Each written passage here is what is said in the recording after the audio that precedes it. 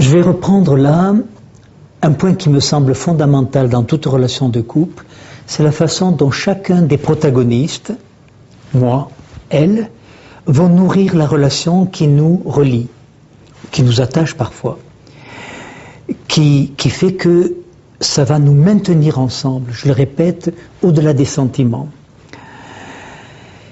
J'appelle ce phénomène le nourrissement de la relation. Comment une relation peut-elle être nourrie?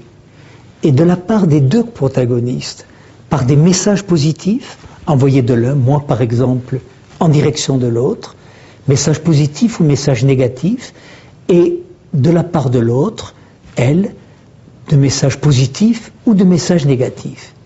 Il est bien certain que si dans une relation, il y a plus de messages négatifs qui dominent, la relation sera maltraitée, elle sera violentée.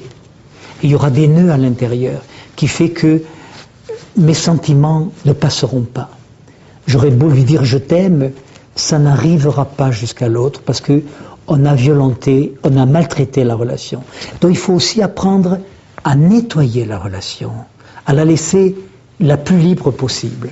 J'ai parlé donc de messages positifs, oui, comment je nourris la relation avec des messages gratifiants, des messages bienveillants, des messages de confirmation qui vont vraiment donner à l'autre le sentiment qu'elle est bien vue par moi, qu'elle est entendue, qu'elle est reconnue, et des messages positifs et gratifiants qui me viennent de l'autre et qui vont me donner le sentiment que je suis bien confirmé, que je suis reconnu, entendu.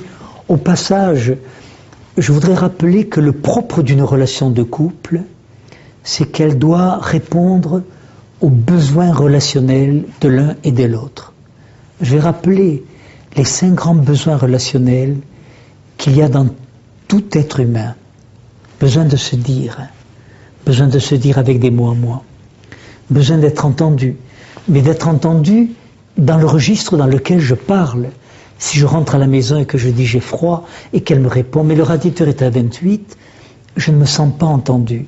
Parce que quand je dis j'ai froid, je parle de moi, je parle de mon ressenti, je ne parle pas du radiateur. Ça importe peu que le radiateur soit à 25 ou à 30. Il n'y a qu'une personne au monde qui sait qu'est-ce que je ressens, c'est moi. Donc besoin de me dire, besoin d'être entendu, besoin d'être reconnu tel que je suis, et non pas tel que l'autre me voudrait. Besoin d'être valorisé, besoin d'intimité. Oui, dans une relation de couple, c'est le partage d'une double intimité. Intimité commune et partagée, intimité personnelle et réservée. Et c'est la cohabitation de ces deux intimités qui vont faire que le couple va vivre en harmonie. Mais s'il n'y a pas d'intimité personnelle possible, si on fait tout ensemble, par exemple, ou si on ne fait rien avec l'autre, il n'y a qu'une intimité personnelle chez l'un et une intimité personnelle chez l'autre, cette condition n'étant pas remplie, le couple est en péril.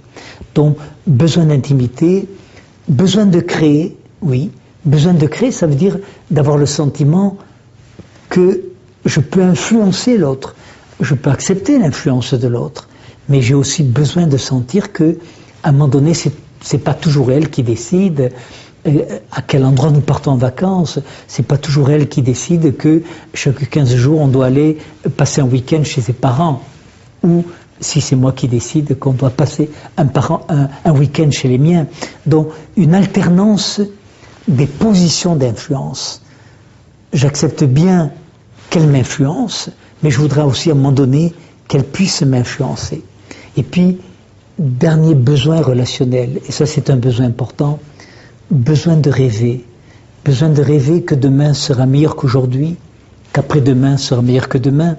Et c'est ça d'ailleurs qui nous permettra de traverser des difficultés, de découvrir, oui, nous pouvons être aujourd'hui en difficulté, en souffrance, nous pouvons avoir des malentendus, nous pouvons avoir des affrontements, des conflits, mais avec l'espérance que l'un et l'autre, nous pouvons être capables de les dépasser.